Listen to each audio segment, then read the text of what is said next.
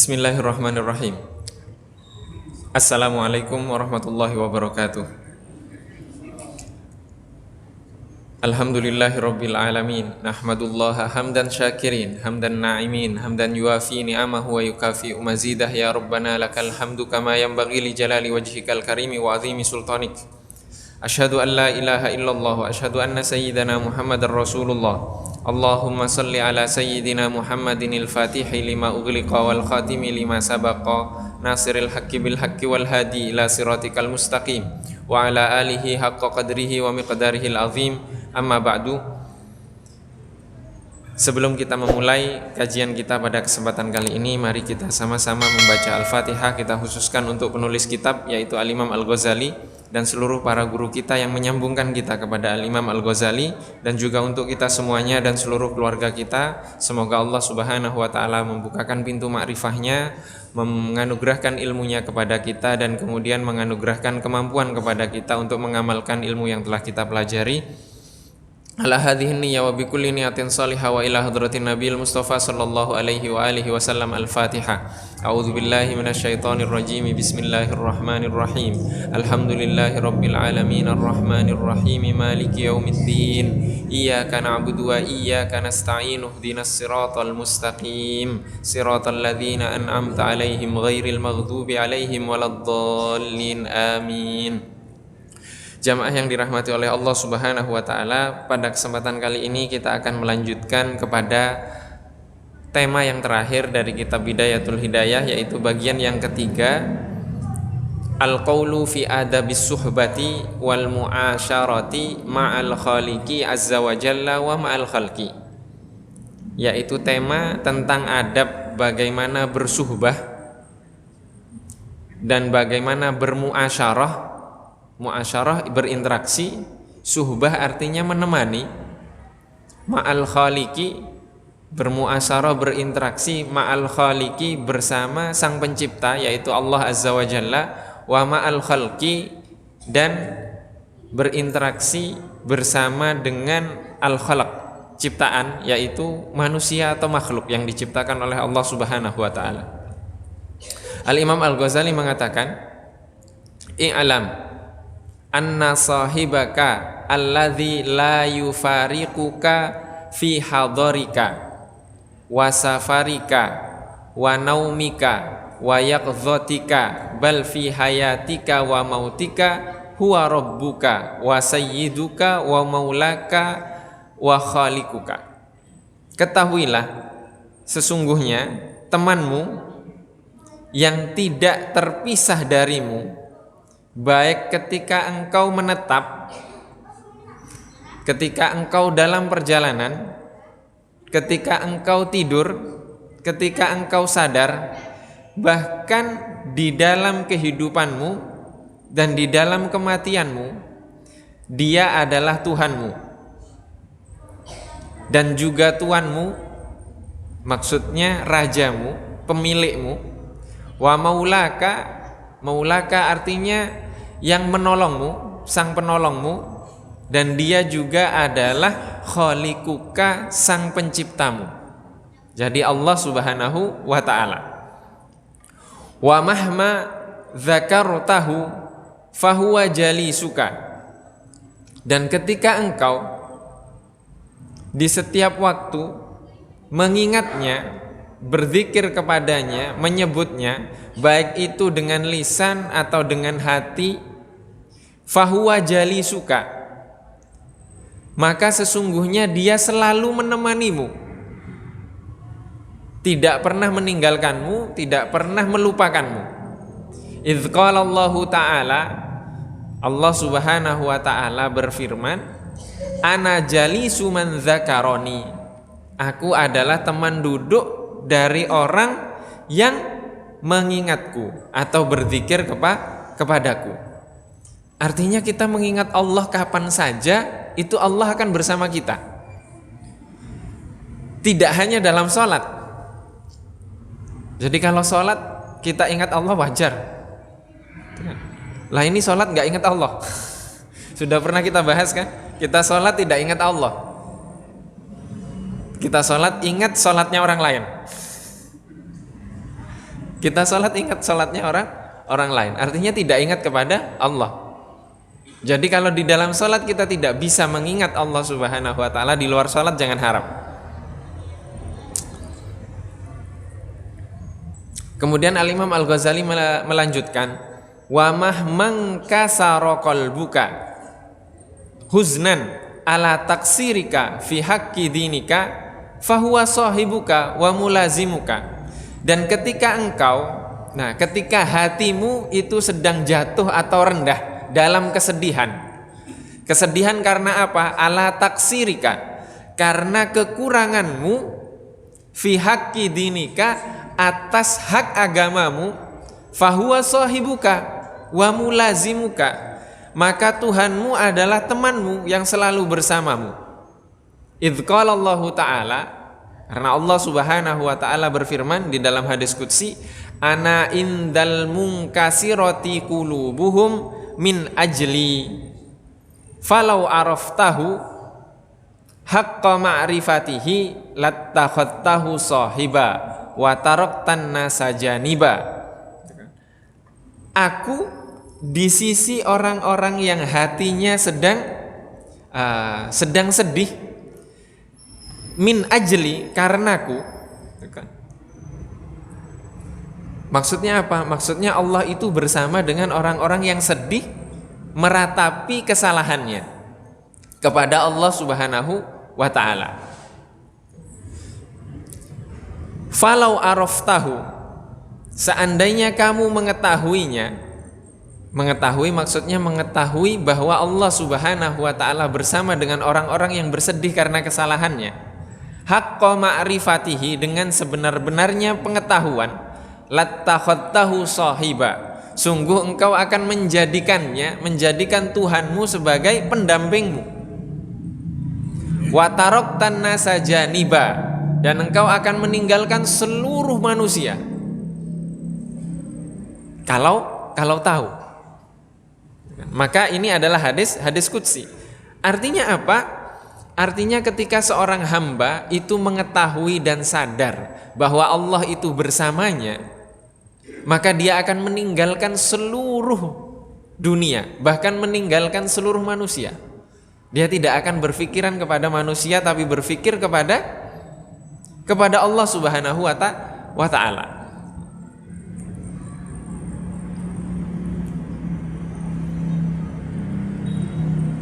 Fa in lam taqdir ala dzalika, jika kamu tidak mampu atas hal itu, yaitu menjadikan Allah Subhanahu wa ta'ala yang selalu membersamai kita, fi jami'i awqatika, di setiap waktumu, fa iyyaka an tukhalli lailaka wa naharaka an waqtin takhlu fihi limaulaka, maka sekali-kali jangan sampai engkau membiarkan lailaka, malammu, naharaka, siangmu, an waqtin, kosong dari waktu, takhlu fihi limaulaka, engkau berkhalwat, menyendiri dengan Tuhanmu, dengan Tuhanmu. Artinya di waktu malam kita harus punya waktu sendiri bersama dengan Allah Subhanahu wa ta'ala.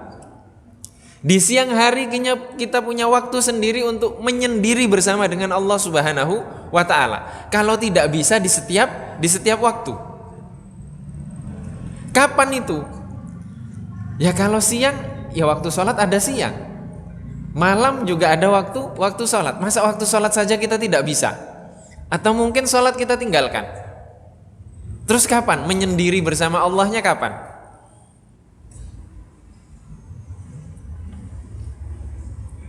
Wa tataladzadzu ma'ahu bimunajatika lahu, dan engkau menikmati di waktu itu bersama dengannya dengan munajatmu kepadanya. Jadi memiliki waktu khusus. Kapan waktu khusus itu? Ya sholat. Di sini khutbah kemarin disampaikan salat itu mi'rajul mukmin. Mi'raj itu artinya naik. Jadi kalau ingin tahu mi'rajnya seorang mukmin, ya ketika salat. Maka kita mulai dari salat waktu ini. Waktu menyendiri bersama dengan Allah Subhanahu wa ta'ala. Wa inda dzalika, dan ketika engkau menyendiri itu, fa'alaika an tata'allama adabas suhbati ma'allahi ta'ala. Ketika engkau menyendiri tersebut, belajarlah engkau adab-adab bagaimana bersuhbah. Bersuhbah itu berteman, menemani Allah Subhanahu wa ta'ala. Bagaimana adab ketika kita bersama dengan Allah Subhanahu wa ta'ala. Wa adabuha, adab bersuhbah kepada Allah Subhanahu wa ta'ala, bersama dengan Allah Subhanahu wa ta'ala. Yang pertama adalah itraqur ra'si wa ghaddut tarafi. Itraqur ra'si artinya menundukkan kepala. Maka ketika sholat kita nunduk ke bawah. Melihat kemana? Melihat ke tempat sujud. Itu adalah adab. Adab ketika bersama dengan Allah Subhanahu wa ta'ala. Wa ghaddut tarafi. Ghaddut tarafi, ghaddul basari. Ghaddul basari itu menundukkan pandangan. Menundukkan pandangan. Maka ketika kita sholat, lakukan apa saja yang penting khusyuk. Rasulullah melihat ke bawah, itu dekat kepada sujud, dekat kepada khusyuk. Tapi kalau kita sholat Jumatnya di pinggir jalan situ,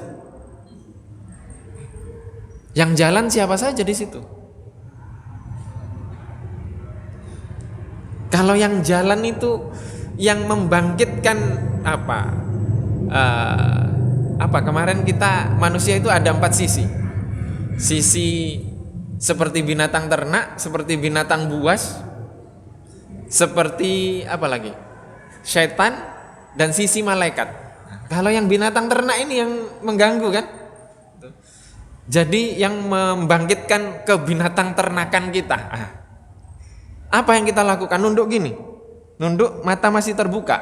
Ya diangkatlah pastinya gitu kan. Karena apa? Karena terbawa dengan nafsu yang ada di dalam diri kita. Maka pejamkan mata, yaitu ghaddut taraf. Pejamkan saja mata, selama itu akan mengantarkan kepada kekhusyuan. Ini adalah adab yang pertama. Kemudian Al-Imam Al-Ghazali melanjutkan, wa jam'ul hammi. Jam'ul ham. Al-ham itu artinya keinginan yang kuat untuk mencapai sebuah tujuan. Artinya kita menguatkan tekad untuk menuju kepada Allah dan melandaskannya kepada Allah. Kemudian Al-Imam Al-Ghazali melanjutkan, wa dawamus samti. Dawamus samti artinya mendawamkan. Dawam itu terus menerus, istiqomah. As-samtu artinya diam. As-samtu artinya diam. Nah, Sayyidah Maryam ketika hamil, Nabi Isa kan nggak boleh bicara. Nabi Zakaria ketika dianugerahi sang putra, jawabannya nggak boleh bicara beberapa hari. Artinya diam itu juga puasa gitu. Diam itu juga puasa. Artinya diam, mendawamkan diam. Maka Imam Malik itu beliau pernah didatangi orang dari Syria kalau tidak salah, datang ke Madinah. Karena sudah terkenal Imam Malik, itu banyak yang nitip pertanyaan. Ada 100 pertanyaan kalau tidak salah yang dibawa oleh orang tersebut, dan yang dijawab oleh Imam Malik tidak lebih dari 10. Jauh-jauh dari Syria, yang dijawab cuma gak lebih dari 10. Kemudian kenapa kok tidak dijawab Imam Malik? Engkau kan imam besar. Dijawab oleh Imam Malik, saya akan menjawab setelah saya pertimbangkan, jawaban saya akan mengantarkan ke sorga, tidak mengantarkan ke neraka. Tidak mengantarkan ke neraka. Nah sekarang berapa banyak yang kita jawab pertanyaan, atau kita ngomong sesuatu yang kemudian yang itu mungkin tidak bermanfaat, atau mungkin mengantarkan kita kepada hal-hal yang buruk. Maka dawamus samti, ini salah satunya. Jadi ketika bersama dengan Allah, samt, diam. Diam.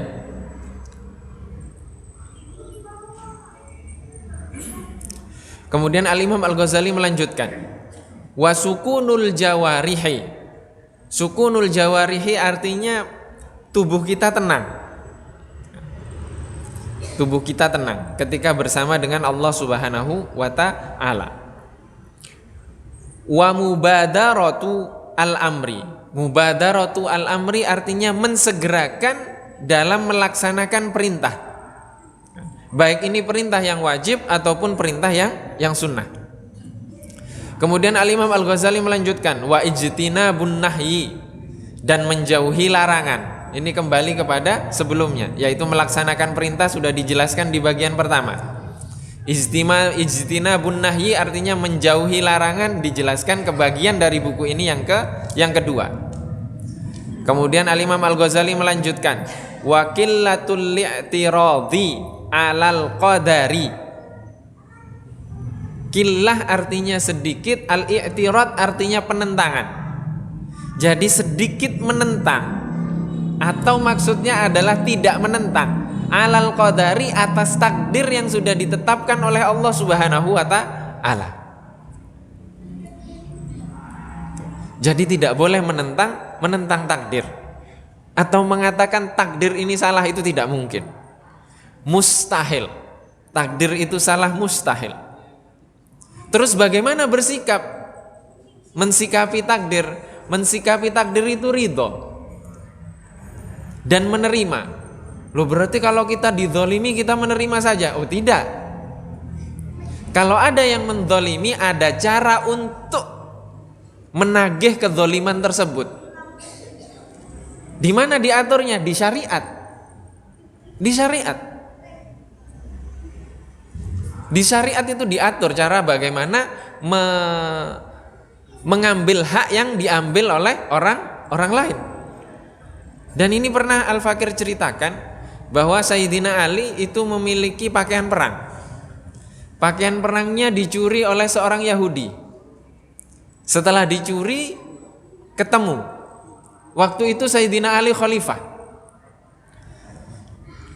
pemimpin ketika itu. Dan ketika masuk ke pengadilan, hakim memanggilnya bukan wahai khalifah, bukan, ya Ali. Wahai Ali, dipanggil namanya. Itu menunjukkan bahwa agama ini itu adil. Langsung dipanggil namanya, hai Ali. Setelah itu Sayyidina Ali, karena yang mengaku Sayyidina Ali itu miliknya, sedangkan pakaian perang tersebut berada di kepemilikan seorang Yahudi, Sayyidina Ali yang harus memberikan bukti, saksi bahwa baju perang tersebut adalah milik Sayyidina Ali. Sayyidina Ali tidak punya saksi kecuali kedua putranya. Apakah putranya bisa dijadikan saksi? Tidak bisa. Harus orang lain yang tidak ada kaitannya dengan Sayyidina Ali. Jadi hakim memutuskan ketika itu bahwa apa? Pakaian perang itu milik Yahudi, bukan milik Sayyidina Ali. Karena tidak bisa membuktikan gitu. Dan detik itu juga Yahudi tersebut langsung melafalkan 2 kalimat syahadat dan bersaksi bahwa agama ini adalah agama yang benar dari Allah Subhanahu wa ta'ala. Karena keadilan tersebut, dan dia langsung mengembalikan, ini benar miliknya Sayyidina Ali yang saya curi. Jadi agama ini memiliki cara untuk mengembalikan hak yang diambil. Jadi bukan kemudian ketika kita dizolimi kita diam, bukan. Oh ini sudah takdir Allah. Oh enggak, itu salah. Karena agama memerintahkan kita untuk mengambil hak kita. Bukan kemudian pasrah tidak berusaha, itu salah. Maka ini menerima takdir Allah Subhanahu wa ta'ala.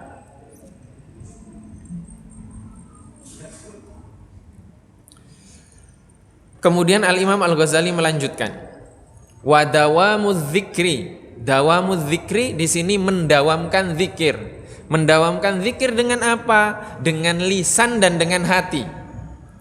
Dengan lisan dan dengan hati. Maka kalau di dalam tasawuf, di dalam madrasah tarekat tasawuf, itu kelas awal dalam berzikir itu lantang. Lantang. Kenapa lantang?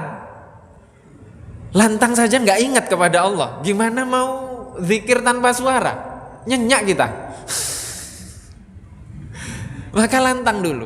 Itu dalam madrasah tasawuf seperti itu. Maka kita akan menemukan beberapa madrasah-madrasah, majelis-majelis zikir, mereka lantang berzikir.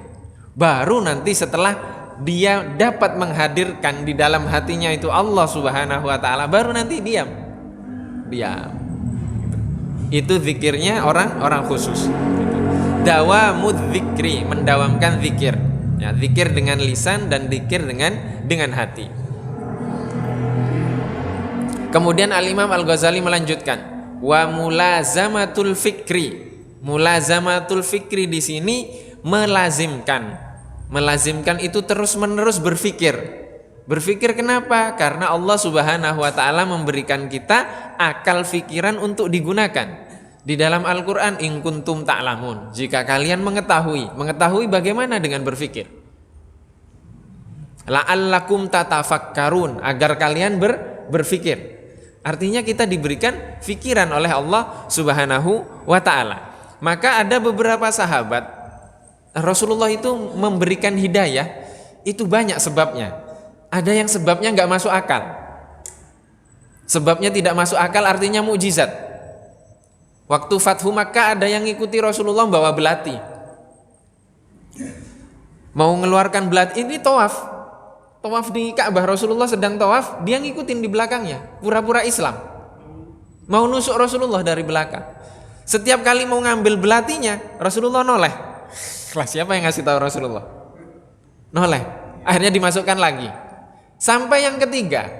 Ketika yang ketiga Rasulullah panggil orang itu, ketika dipanggil sini katanya, dipegang dadanya kemudian didoakan.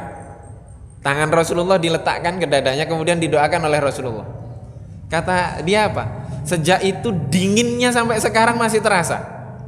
Sejuknya tangannya Rasulullah, padahal Rasulullah sudah wafat, dan sejak detik itu langsung beriman. Maka ketika ada orang-orang soleh mendoakan muridnya dengan memegang ini, itu ada silsilahnya itu. Dan doanya juga ada silsilahnya. Gitu. Nah ini yang mungkin bagi kita tidak masuk akal, tapi itu terjadi. Ada yang masuk akal. Rasulullah tahu kondisi sahabatnya, oh ini orangnya pakai logika. Ada seorang sahabat dia mengatakan, Rasulullah, saya masuk Islam tapi syaratnya satu, izinkan saya berzina. Masuk Islam tapi syaratnya diperbolehkan zina. Dijawab saya sama Rasulullah, bagaimana kalau ibumu dizinahi orang? Mikir dia. Terus dijawab lagi Rasulullah, bagaimana kalau istrimu? Bagaimana kalau saudarimu? Akhirnya dia berpikir, setelah diajak berpikir, diskusi dengan Rasulullah, sahabat tersebut mengatakan, sudah Rasulullah, sekarang saya masuk Islam tanpa syarat. Artinya ada caranya masing-masing. Ada caranya masing-masing. Nah kita mencari orang yang berdakwah seperti ini bagaimana sekarang? Kadang diberikan kemampuan yang di luar nalar tadi, tapi tidak bisa menyampaikan. Ada yang diberikan kemampuan dengan retorika bicaranya yang bagus untuk menyampaikan agama ini sehingga banyak diterima. Itu tata cara dalam berdakwah. Maka berpikir itu adalah sunnatullah Subhanahu wa taala untuk umat manusia ini. Kemudian Al-Imam Al-Ghazali melanjutkan, wa itharul haqqi. Itharul haqqi artinya memilih kebenaran, alal batili, dari kebatilan. Memilih kebenaran dari kebatilan. Artinya mengedepankan kebenaran. Salah satu kakek guru kami belajar kepada keponakan beliau sekarang. Namanya Sayyid Abdul Mun'im bin Siddiq Al-Ghumari. Beliau punya pamannya namanya Sayyid Ahmad bin Muhammad bin Siddiq Al-Ghumari. Sayyid Ahmad bin Muhammad bin Siddiq Al-Ghumari ini menulis buku. Bukunya mengatakan bahwa hadis ana madinatul ilm wa aliyu babuha, aku adalah kota ilmu dan Ali adalah pintu kota itu. Ini sekitar kurang lebih 50-60 tahun yang lalu. Beliau mengatakan hadis ini hadis sahih.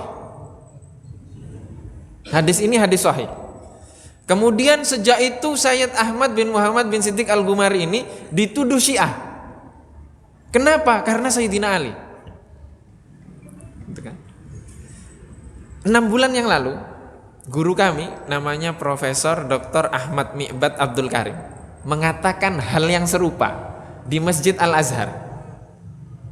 Dan tidak ada yang menuduh Syiah. Gitu kan? Artinya ini kebenaran. Kebenaran yang kemudian dipoles untuk melanggengkan sebuah pemikiran dan perseteruan di tubuh agama Islam tanpa dilandasi dengan keilmuan. Gitu. Tanpa dilandasi dengan keilmuan. Gitu. Jadi ini membela kebenaran.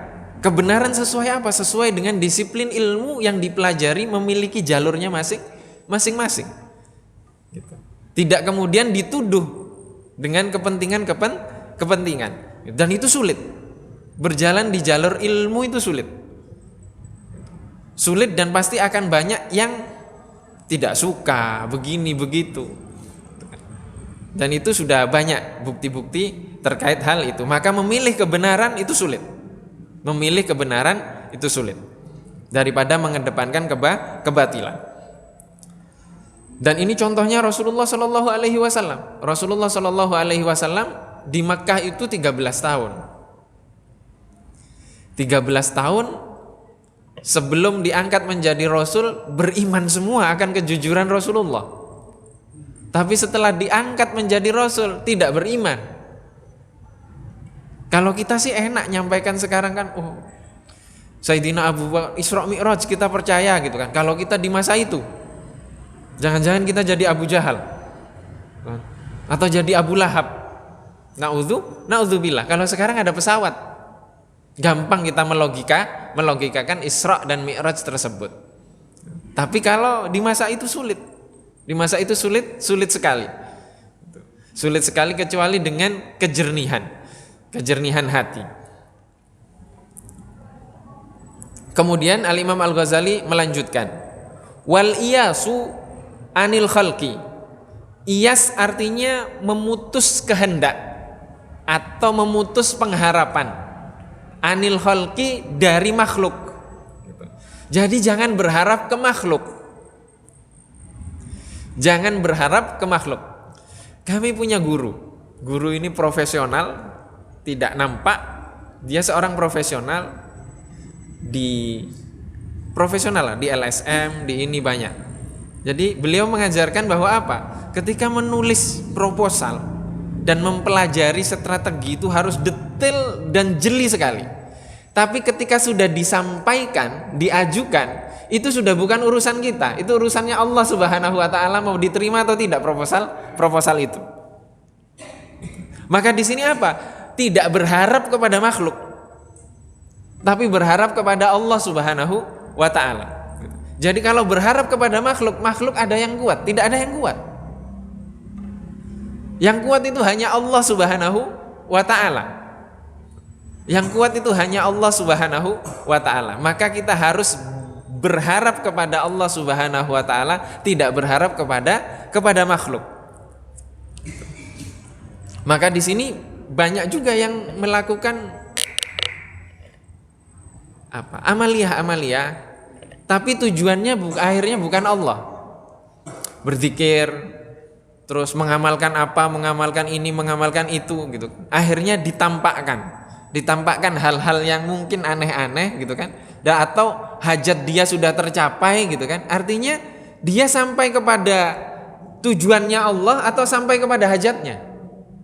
Sampai kepada hajatnya, tidak sampai kepada Allah Subhanahu wa taala.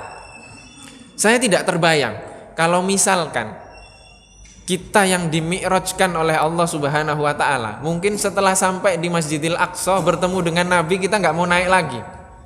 Kita kira yang nampak ketika itu sudah kebenaran yang mutlak begitu. Atau mungkin kita naik sampai ke langit pertama. Setelah langit pertama bertemu dengan Nabi, saya sudah ketemu dengan Nabi Adam kok. Artinya yang kita cari Nabi Adam. Belum sampai ke Sidratul Muntaha kita sudah merasa itu sebuah kebenaran. akhirnya tidak sampai kepada Allah Subhanahu wa ta'ala. Kalau kita tarik dengan apa? Dengan sholat, ya sama. Ketika sholat kita menemukan selain Allah atau sesuatu yang hilang, yang terselip, artinya kita nggak ketemu dengan Allah Subhanahu wa ta'ala. Ini maka kita tidak boleh berharap kepada makhluk. Kemudian Al-Imam Al-Ghazali melanjutkan, wal khudu'u. Al-khudu' artinya tunduk. Tunduk artinya menundukkan hati kita. Itu namanya al-khudu'. Menundukkan hati kita tahtal haibati. Tahtal haibah itu di bawah kewibawaan Allah Subhanahu wa ta'ala. Maka kita sudah bahas sebelum ini ketika takbir. Misalkan Allahu Akbar, Allah Maha Besar. Artinya ketika kita di dalam sholat kita masih merasa diri kita lebih besar daripada yang lain, artinya kita berdusta atas apa yang kita lafalkan di awal. Jadi kita nyampaikan Allahu Akbar, Allah langsung mengatakan, bohong kamu merasa lebih benar kok. Artinya kita sudah meminjam sifat Allah yang semestinya itu milik Allah. Kemudian Al-Imam Al-Ghazali melanjutkan, wal inkisaru tahtal hayai. Inkisar di sini larutnya hati di bawah rasa malu. Rasa malu kepada siapa? Kepada Allah Subhanahu wa ta'ala. Jadi ketika kita malu kepada Allah Subhanahu wa ta'ala, kita akan nunduk. Kita akan menundukkan dan benar-benar tunduk, hanyut, larut di rasa malu kita lebih besar kepada Allah Subhanahu wa ta'ala. Sebagaimana ketika kalau kita salah kepada orang tua gitu kan, kita akan nunduk. Atau guru pas dihukum ketahuan salah, kita akan nunduk. Seperti itulah kurang lebih tunduknya kita harus lebih dari itu ketika di hadapan Allah Subhanahu wa ta'ala. Kemudian dilanjutkan oleh Al-Imam Al-Ghazali, was-sukunu ala hiyalil kasbi fiqatan bid-dhamani. Artinya apa? Sukun di situ tenang. Ala hiyalil kasbi. Hiyal itu artinya apa ya bahasa Indonesianya? Hilatun. Hilatun itu artinya cara. Al-kasbi artinya untuk mendapatkan sesuatu. Artinya kita harus tetap berusaha menyusun strategi fiqatan bid-dhamani. Itu sebagai bentuk kepercayaan kita, jaminan kita dari Allah Subhanahu wa ta'ala. Karena Allah memerintahkan kita untuk beramal. Beramal artinya berusaha. Jadi kita harus tetap punya strategi untuk berusaha, tapi nanti hasilnya dipasrahkan kepada Allah Subhanahu wa ta'ala. Maka di sini ada yang bertanya, bagaimana kalau kita zikir tapi zikirnya baru dengan lisan, belum dengan hati? Apakah lebih baik saya tidak berzikir? Tidak. Zikir saja dengan lisan, meskipun hatinya belum hadir. Kenapa demikian? Karena Allah menakdirkan lisan kita berzikir mengingatnya, meskipun hati kita belum. Siapa tahu karena zikirnya lisan tersebut nanti hatinya akan terbawa. Siapa yang tahu? Tidak ada yang tahu. Lah kita lebih memilih, enggak lah, hati saya belum hadir, mending saya enggak zikir. Lisannya saja enggak zikir, gimana hatinya mau zikir? Sama dengan apa? Akhlak saya masih, yang penting itu hatinya. Yang penting itu hatinya, sholat enggak sholat itu enggak penting. Atau menutup aurat atau tidak menutup aurat itu tidak penting, yang penting hati kita. Lah gimana yang zahir saja dia tidak lakukan, hatinya mau bersih bagaimana? Zikir saja dengan lisan, nanti hatinya akan ngikut. Nanti hatinya akan ngikut. Kapan? Wallahu a'lam. Yang jelas Allah masih menakdirkan kita untuk berzikir dengan lisan. Itu lebih baik daripada yang tidak dengan lisan, tidak pula dengan hati. Kebanyakan kan begitu. Zikir saya dengan hati, tidak dengan lisan. Itu artinya dia ngejudge kita yang berzikir dengan lisan ini, hatinya tidak berzikir. Tahu dari mana? Tahu dari mana? Maka ketika zikir usahalah. Itu Allah Subhanahu wa taala yang menakdirkan. Urusan hati itu nanti akan Allah sendiri.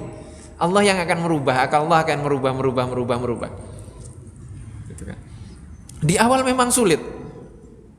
Khususnya saya pribadi itu zikir sulit bersama dengan teman-teman. Zikir saya baru subhanallah 10 kali, mereka sudah 100. Di awal seperti itu. Saya bingung. Ini gimana bacanya begitu kan? Ini gimana bacanya? Ternyata yang salah bukan mereka, tapi yang salah saya. Gitu. Yang salah saya. Kenapa? Saya membandingkan, kok saya 10, kamu 100 sih? Kamu kecepatan. Artinya standarnya saya dong. Semestinya dia punya standar, saya punya standar. Gitu. Tidak perlu membandingkan. Karena membandingkan itu kita merasa lebih baik dari dia. Apa-apaan? Bisa memang. Sehari sholawat 100.000. Bisa. Itu kita bandingkan diri kita dengan dia. Kita bandingkan kita dengan dia. Kami sudah coba itu, ternyata beberapa teman berbeda-beda. Ada yang sehari bisa istighfar 100.000, ada yang satu bisa 10.000, ada yang satu bisa 100, ada yang satu bisa 1.000, beda-beda, masing-masing. Dan itu tidak perlu dibandingkan. Ada juga yang sudah sampai 100.000, ada lagi nggak zikirnya? Kurang nih, 100.000 sudah. Lah itu siapa yang menakdirkan dia 100.000? Semestinya dia sudah diam saja. Lah ini tidak, saya sudah zikirnya 10, saya membandingkan dengan yang 100. Sudah jelas banyakkan yang 100. Itu yang salah siapa? Yang salah saya. Yang salah saya karena membandingkan. Kemudian dilanjutkan oleh Al-Imam Al-Ghazali, wat tawakkul ala fadlillahi ta'ala ma'rifatan bihusnil ikhtiyari. Dan kemudian bertawakal. Jadi tadi usaha al-kasbu tadi itu usaha namanya. Kita berusaha karena apa? Yakin dengan jaminan dari Allah Subhanahu wa taala. Karena Allah yang sudah menjamin rizki kita masing-masing, hak kita masing-masing. Kemudian segala sesuatu yang dianugerahkan Allah untuk kita masing-masing, tapi jalurnya adalah usaha. Kemudian setelah berusaha baru tawakal. Tawakal kepada Allah Subhanahu wa taala, menawakali hasil usaha tersebut. Ala fadlillah, tawakalnya atas keutamaan, fadilah dari Allah Subhanahu wa taala. Ma'rifatan, sebagai bentuk ma'rifah kita bihusnil ikhtiyar, atas baiknya sebuah ikhtiar. Nah, di sini ikhtiar, kalau ikhtiarnya satu sesuai dengan syariat, satu tidak sesuai dengan syariat, kita pilih yang mana? Sudah jelas yang sesuai dengan syariat. Karena syariat itu landasan. Yang sulit itu adalah ketika beberapa pilihan tersebut semuanya tidak ada yang melanggar syariat. Yang kita pilih yang mana? Maka ketika seperti itu yang kita pilih adalah yang paling berat bagi nafsu kita. Itu yang kita pilih. Jadi ada beberapa pilihan, yang paling berat untuk nafsu kita yang mana? Itu yang kita pilih. Itu namanya menguji hawa nafsu. Wa hadza kulluhu yambagi ayyakuna syi'aruka. Dan adab ini semuanya haruslah menjadi pakaian kita fi jami'i lailika wa naharika, di setiap waktu kita, baik itu di malam hari ataupun di siang hari. Jadi adab yang tadi itu kita jadikan syiar, pakaian atau logo baliho, syiar kita lah di dalam setiap amal perbuatan kita, baik di siang hari ataupun di malam hari. Fa innaha adabus suhbati ma'a sahibin la yufariquka. Karena itu adalah adab dalam berinteraksi, bermuamalah, bersuhbah bersama dengan seorang teman, sahabat yang tidak pernah berpisah denganmu, yaitu Allah Subhanahu wa ta'ala. Wal khalqu kulluhum yufariqunaka fi ba'di awqatika. Sedangkan makhluk manusia yang lain, yufariqunaka, mereka berpisah denganmu, fi ba'di awqatika, di beberapa waktumu. Ada tidak teman yang selalu bersama kita? HP saja kadang tidak bersama kita. Itu kan. Kalau GPS-nya kita matikan, dia nggak bisa mendeteksi kita di mana. Gitu kan. Sekali GPS-nya dihidupkan, itu kan terdeteksi. Itu kan. Atau kita menggunakan internet sekarang ketahuan titik kita ada di mana. Itu kan. Itu HP saja sekarang masih bisa diakali. HP masih bisa diakali. Maka banyak yang menggunakan apa? Menggunakan iPhone, karena iPhone nggak bisa disadap daripada pakai ini. Nah itu begitu, itu fakta, itu ada. Artinya Allah tidak mungkin berpisah dengan kita. Tidak mungkin berpisah dengan kita. Sedangkan makhluk dia akan terpisah dengan kita minimal di beberapa waktu. Maka Allah Subhanahu wa taala berfirman, "Wa huwa ma'akum aina ma kuntum." Dan dia selalu bersamamu dimanapun kamu berada. Wa in kunta aliman. Nah, itu tadi adab yang umum bersama dengan Allah Subhanahu wa taala. Dan setelah ini kita akan membahas tentang adab. Adab wa in kunta aliman. Jika kamu adalah seseorang yang alim, yang berilmu, ini adalah adab orang yang berilmu. Fa'adabul alimi, maka adab seorang alim. Nah, ini akhlak seorang alim itu harus bagaimana? Kita akan bahas nanti insya Allah, karena sebentar lagi sudah adzan. Sebentar lagi sudah adzan. Ini adab bagi seorang alim yang dititipi oleh Allah Subhanahu wa taala ilmu, dan insya Allah akan kita lanjutkan pada kesempatan yang akan datang jika Allah Subhanahu wa taala masih menyisakan usia atau umur kepada kita. Mohon maaf apabila ada kekurangan, dan apabila ada yang bisa dimanfaatkan itu murni dari Allah Subhanahu wa taala. Wabillahi taufiq wal hidayah war ridha wal inayah. Wassalamualaikum warahmatullahi wabarakatuh.